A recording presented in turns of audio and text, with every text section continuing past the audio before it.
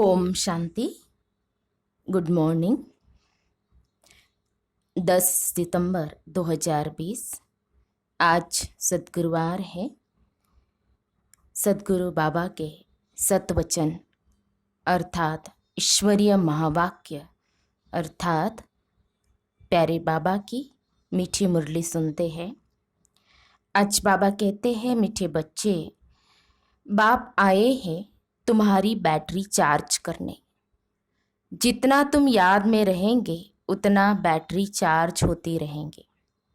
बाबा ने कहा, मीठे बच्चे, बाप आए हैं तुम्हारी बैटरी चार्ज करने। जितना तुम याद में रहेंगे उतनी बैटरी चार्ज होती रहेंगी। आज की मुरली में प्रश्न है, तुम्हारी सच की बेड़ी अर्थात नाव को तूफान क्यों लगते हैं? तुम्हारी सच की बेड़ी अर्थात नाव को तूफान क्यों लगते हैं?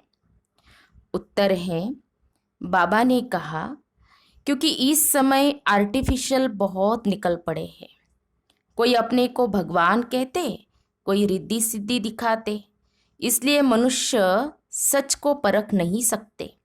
सच के बेड़ी को हिलाने की कोशिश करते हैं, परंतु तुम जानते हो कि हमारी सच की नाव कभी डूब नहीं सकती। आज जो विघ्न डालते हैं वह कल समझेंगे कि सद्गति का रास्ता यहाँ ही मिलना है। सबके लिए यह एक ही हट्टी है। ओम शांति। रूहानी बच्चों प्रति अथवा रूहों प्रति, क्योंकि रूह अथवा आत्मा सुनती है कानों द्वारा, धारणा आत्मा में होती है। बाप की आत्मा में भी ज्ञान भरा हुआ है। बच्चों को आत्म अभिमानी बनना है इस जन्म में। भक्ति मार्ग के 63 जन्मों में तुम देह अभिमान में रहते हो। आत्मा क्या है यह पता नहीं रहता है। आत्मा है जरूर, आत्मा ही शरीर में प्रवेश करती है।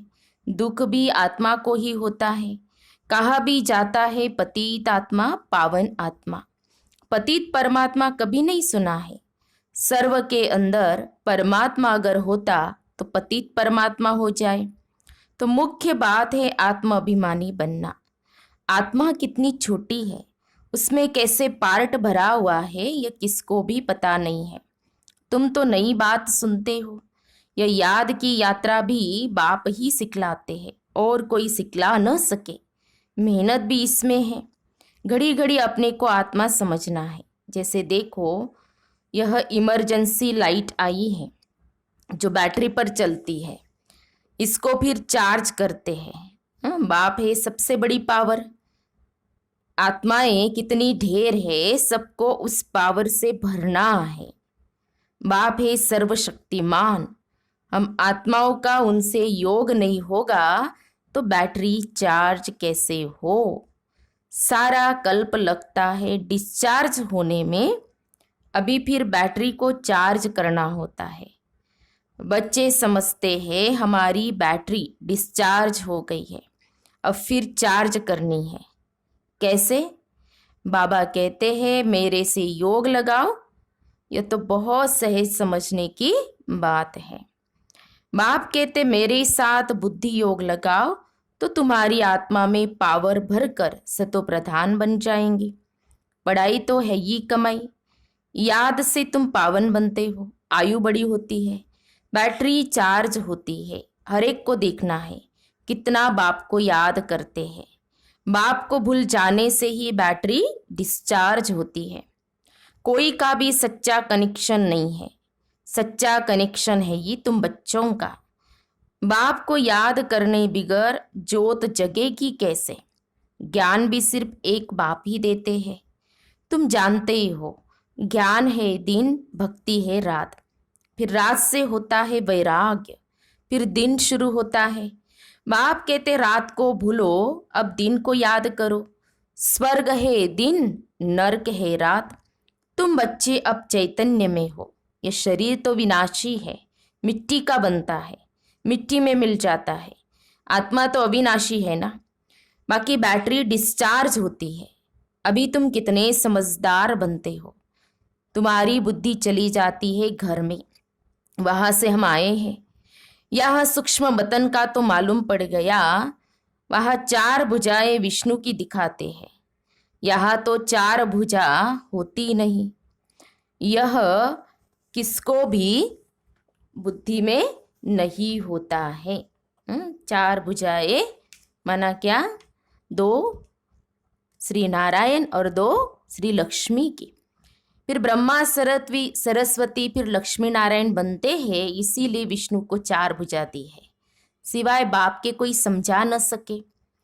आत्मा में ही संस्कार भरते हैं, आत्मा ही तमो प्रधान से फिर सतो प्रधान बनती है। आत्माएं ही बाप को बुलाती है, पुकारती है, ओ बाबा हम डिस्चार्ज हो गए हैं, अब आप आओ और हमको चार्ज होना है। अब बाप कहते हैं जितना याद करेंगे उतना ताकत आएंगी। बाप से बहुत लव होना चाहिए। बाबा हम आपके हैं, आपके साथ ही घर जाने वाले हैं। जैसे पियर घर से ससुर घर वाले ले जाते हैं ना, यहाँ तुमको 2 बाप मिले हैं, श्रृंगार कराने वाला, और श्रृंगार भी अच्छा चाहिए, अर्थात सर्वगुण संपन्न बनना है। अपने से पूछना है मेरे में कोई अवगुण तो नहीं है। मनसा में भल तूफान आते हैं, कर्मना से तो कुछ नहीं करता हो, किसको दुख तो नहीं देता हो। बाप है दुख हरता सुख करता, हम भी सबको सुख का रास्ता बताते हैं। बाबा बहुत युक्तियाँ बतलाते रहते हैं। तुम तो हो सेना, तुम्हारा नाम ही है प्रजापिता ब्रह्मा कुमार कुमारिया। कोई भी अंदर आए पहले पहले तो ये पूछो कि कहाँ से आए हो, किसके पास आए हो। कहेंगे हम बीके के पास आए हैं। अच्छा ब्रह्मा कौन है? प्रजापिता ब्रह्मा का नाम कभी सुना है? हाँ पिता के तो तुम भी बच्चे हो, प्रजा तो सब हो गए ना। तुम्हारा बाप है, तुम सिर्फ जानते नहीं हो, ब्रह्मा भी जरूर किसी का बच्चा होगा ना। उनके बाप का कोई शरीर तो देखने में नहीं आता है। ब्रह्मा विष्णु शंकर इन तीनों के ऊपर है शिव बाबा। त्रिमूर्ति शिव कहा जाता है, तीनों का रचयिता। ऊपर में एक शिव बाबा, फिर है 3। जैसे सिजरा होता है ना, ब्रह्मा का बाप जरूर भगवान ही होगा, वह है आत्माओं का पिता। अच्छा फिर ब्रह्मा कहाँ से आया? बाप कहते हैं मैं इनमें प्रवेश कर इनका नाम रखता हूँ ब्रह्मा। तुम बच्चों के नाम रखे तो इनका भी नाम रखा ब्रह्मा। कहते हैं यह मेरा दिव्य अलौकिक जन्म है। तुम बच्चों को तो अडॉप्ट करता हूँ, बाकी इनमें प्रवेश करता हूँ, फिर तुमको सुनाता हूँ। इसीलिए यह हो गए बाप दादा। जिसमें प्रवेश किया उनकी आत्मा तो है ना, तो उनके बाजू में आकर बैठता हूँ। शिव बाबा कहते हैं मैं ब्रह्मा बाबा की आत्मा के बाजू में बैठता हूँ। 2 आत्माओं का पाठ तो यहाँ बहुत चलता है। आत्मा को बुलाते हैं तो आत्मा कहाँ आकर बैठेंगी? जरूर ब्राह्मण के बाजू में आकर बैठेंगी। यह भी 2 आत्माएं हैं, बाप और दादा। इनके लिए बाप कहते हैं अपने जन्मों को नहीं जानते हो।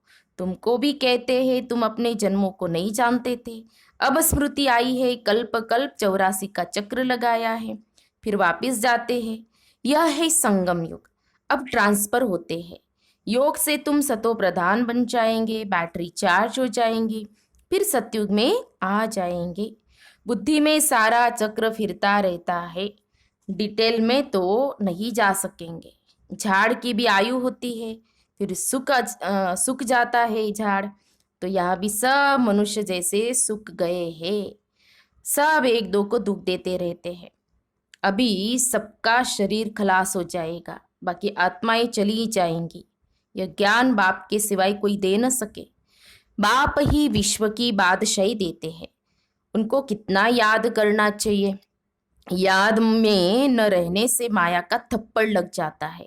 सबसे कड़ा थप्पड़ है विकार का। युद्ध के मैदान में तुम ब्राह्मण ही हो ना, तो तुमको ही तूफान आएंगे, परंतु कोई विकर्म नहीं करना है। विकर्म किया तो हार खाई। बाबा से पूछते हैं यह करना पड़ता है। बच्चे तंग करते हैं तो गुस्सा आ जाता है। बच्चों को अच्छी रीति संभालेंगे नहीं तो खराब हो जाएंगे। कोशिश करके थप्पड़ नहीं लगाओ। कृष्ण के लिए भी दिखाते हैं ना, ओखली से बांधा, रस्सी से बांधो, खाना न दो। देखो बाबा कहते हैं बच्चों को कैसे संभालना है। रो रो कर आखिर कहेंगे अच्छा अब नहीं करेंगे। बच्चा है फिर भी करेगा, शिक्षा देनी है। तो बाबा भी बच्चों को शिक्षा देते हैं, बच्चे कभी विकार में मत जाना, कुल कलंकित नहीं बनना। लौकिक में भी कोई कपूत बच्चा होता है तो माँ बाप कहते हैं ना, यह क्या काला मुंह करते हो, कुल को कलंक लगाते हो।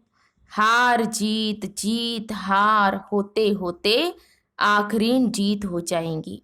सच की बेड़ी अर्थात नाव है तो तूफान बहुत आएंगे, क्योंकि आर्टिफिशियल बहुत निकल पड़े हैं। कोई अपने को भगवान कहते, कोई क्या कहते हैं, रिद्धि सिद्धि भी बहुत दिखाते हैं, साक्षात्कार भी कराते हैं।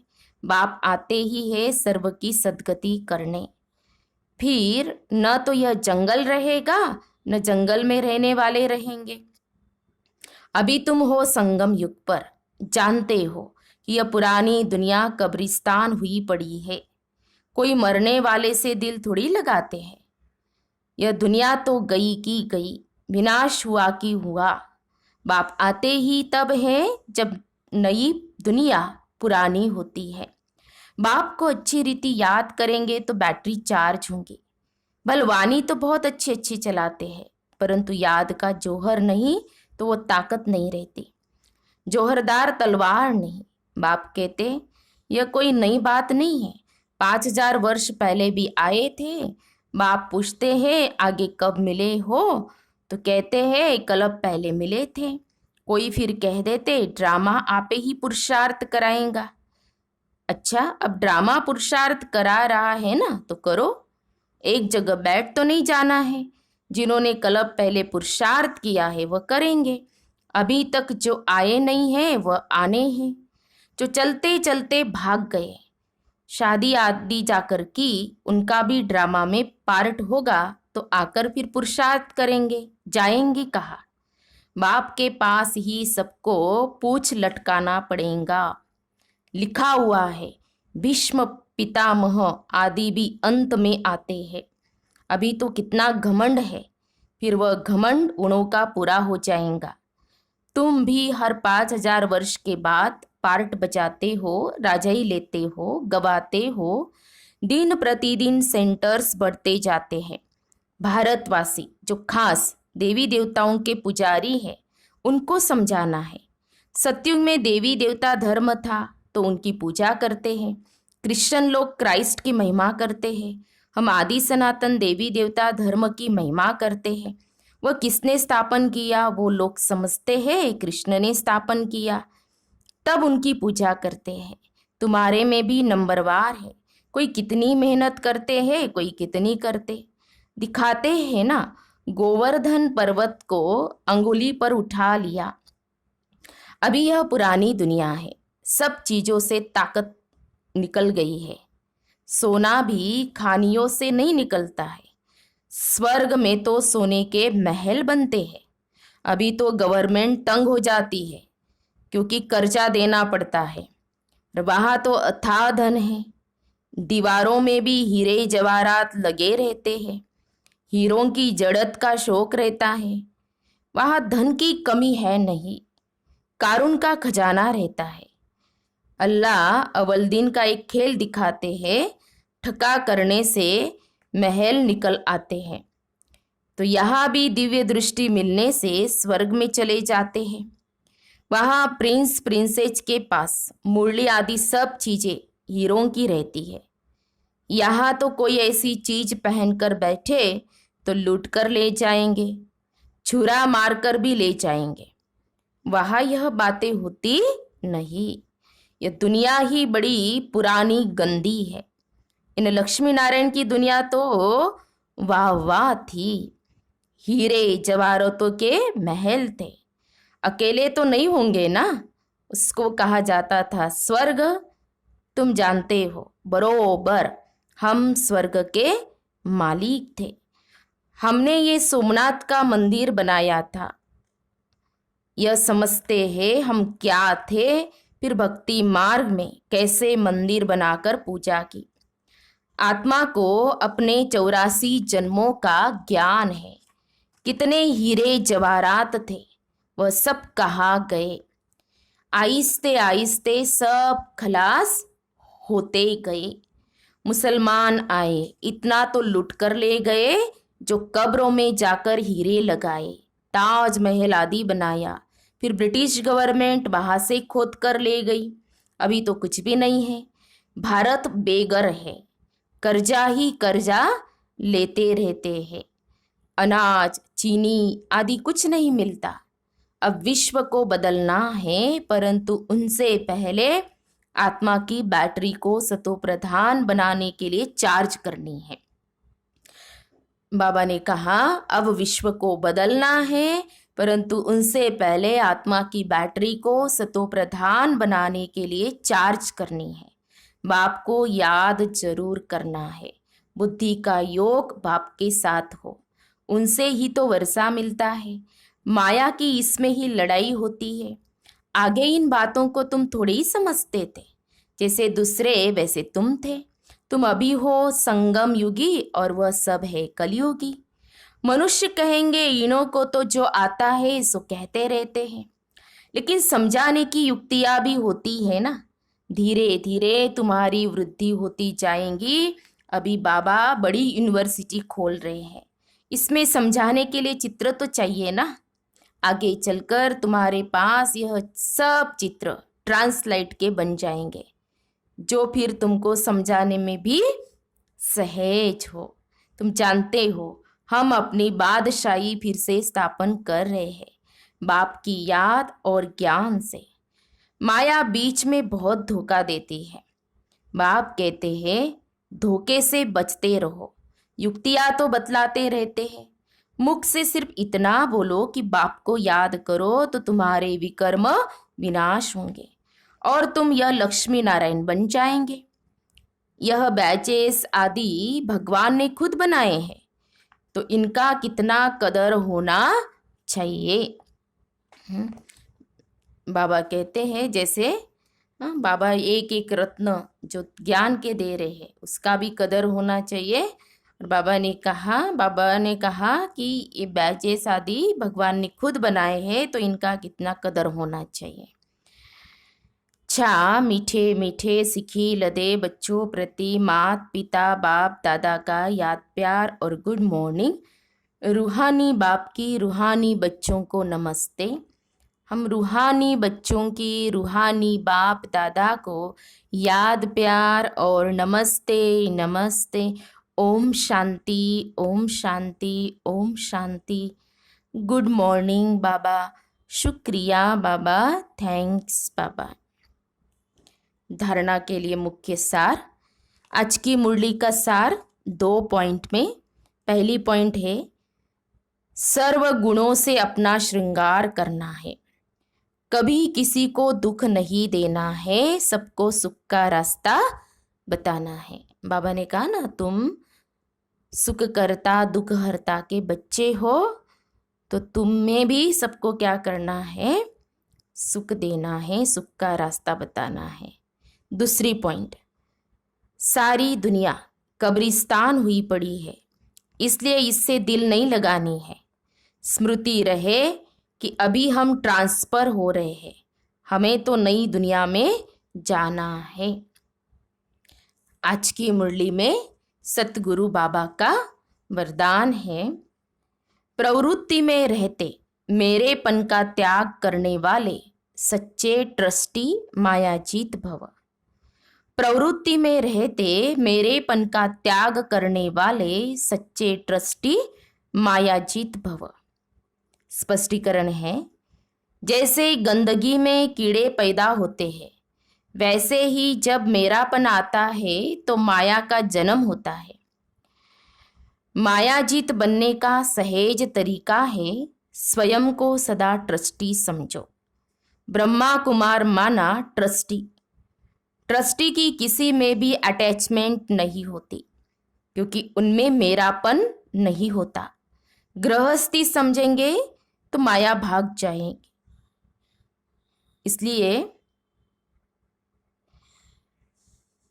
क्योंकि ट्रस्टी की किसी में भी अटैचमेंट नहीं होती, क्योंकि इनमें मेरापन नहीं होता। गृहस्थी समझेंगे तो माया आएगी और ट्रस्टी समझेंगे तो माया भाग जाएगी। इसलिए न्यारे होकर फिर प्रवृत्ति के कार्य में आओ तो माया प्रूफ रहेंगे। तो स्वयं को ट्रस्टी समझना है। जो बाबा ने कहा ब्रह्मा कुमार माना ट्रस्टी। तो गृहस्थी समझने से माया आएगी, ट्रस्टी समझने से माया भाग जाएगी। फिर स्लोगन है, जहाँ अभिमान होता है वहाँ अपमान की फीलिंग जरूर आती है। जहाँ अभिमान होता है वहाँ अपमान की फीलिंग जरूर आती है। तो ये बाबा ने अभिमान की निशानी बताई। तो ये थे सतगुरु बाबा के सतवचन, ईश्वरीय महावाक्य। बहुत सुंदर शिक्षाएं बाबा ने आज भी दी। विशेष बाबा ने कहा, बच्चे जो तुम्हारी आत्मा रूपी बैटरी है, जो सत्युग में फुल चार्ज थी, तो धीरे धीरे वो क्या हो जाती है, डिस्चार्ज हो जाती है। और आत्मा रूपी बैटरी को डिस्चार्ज होने में 5000 वर्ष तो लग ही जाते हैं ना, मना कल्प लग जाता है जो बाबा ने कहा। और वो कलयुग में क्या हो जाती है, बहुत ज़्यादा क्या हो जाती है, डिस्चार्ज हो जाती है। जैसे कहते हैं ना, मोबाइल की जो बैटरी है वो डिस्चार्ज हो जाती है, थोड़ी सी बची हुई होती है, तो हम क्या करते हैं, चार्ज करने के लिए रख देते हैं। लेकिन किसी का मोबाइल अगर चार्ज होगा, फुल चार्ज होगा, तो उस मोबाइल के पास रखने से वो अपना मोबाइल चार्ज नहीं होता है। उसके लिए क्या करना पड़ता है, चार्जर लगाकर स्विच ऑन करके तभी क्या होगा, मोबाइल की जो बैटरी है वो चार्ज होंगे। ठीक उसी प्रकार बाबा हम बच्चों को कहते हैं मेन पावर हाउस कौन है, सुप्रीम सोल शिव बाबा है। और जब हम उनसे कनेक्ट होते हैं, और कनेक्ट होने के बाद जब हम स्विच ऑन करते हैं, कौन सा स्विच ऑन करते, कि मैं आत्मा हूँ, मैं देह नहीं हूँ, मैं आत्मा हूँ। फिर उसके बाद शुभ संकल्प जो क्रिएट करते, थॉट्स, कि मैं परम धाम निवासी हूँ, मैं शिव बाबा का बच्चा हूँ, बहुत सारे ऐसे थॉट्स क्रिएट करते हैं। तो ये स्विच ऑन हो गया और तभी हमारी आत्मा रूपी बैटरी क्या होती है, फिर चार्ज होती है। तो बाबा ने कहा क्योंकि अभी ये दुनिया बदलने वाली है, इसीलिए आत्मा रूपी बैटरी को सतोप्रधान बनाने के लिए चार्ज करना बहुत ज़रूरी है।